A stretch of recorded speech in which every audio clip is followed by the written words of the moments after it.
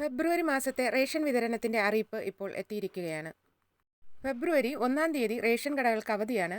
അതിനാൽ ഫെബ്രുവരി 2 വെള്ളിയാഴ്ച മുതലാണ് ഫെബ്രുവരി മാസത്തെ റേഷൻ വിതരണം ആരംഭിക്കുക. ഓരോ റേഷൻ കാർഡിനും എന്തെല്ലാം ലഭിക്കും എന്നുള്ളതിന്റെ വിശദ വിവരമാണ് ഇവിടെ പറയുന്നത്. ഈ ചാനൽ ആദ്യമായാണ് കാണുന്നതെങ്കിൽ ഒന്ന് സബ്സ്ക്രൈബ് ചെയ്ത് സപ്പോർട്ട് ചെയ്യുക. വീഡിയോ ഇഷ്ടമായാൽ ലൈക്ക് ചെയ്യാനും കൂടെ മറക്കാതിരിക്കുക.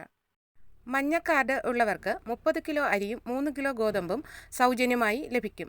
2 പാക്കറ്റ് ആട്ട 7 രൂപ നിരക്കിലും ലഭിക്കും. പിങ്ക് കാർഡിലെ ഓരോ അംഗത്തിനും 4 കിലോ അരിയും 1 കിലോ ഗോതമ്പും സൗജന്യമായി ലഭിക്കും.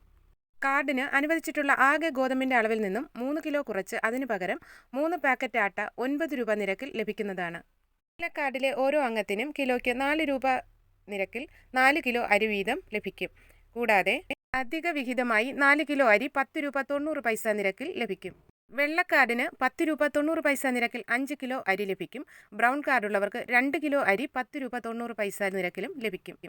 ജനുവരി, ഫെബ്രുവരി, മാർച്ച് എന്നീ 3 മാസത്തെ കാലയളവിൽ വൈദ്യുതീകരിച്ച വീടുകളിലെ മഞ്ഞ കാർഡുകാർക്ക് 1 ലിറ്റർ മണ്ണെണ്ണയും, പിങ്ക് കാർഡിന് 1/2 ലിറ്റർ മണ്ണെണ്ണയും, വൈദ്യുതീകരിക്കാത്ത വീടുകളിലെ എല്ലാ വിഭാഗം കാർഡുകാർക്കും 1/2 ലിറ്റർ മണ്ണെണ്ണയും ലഭിക്കും.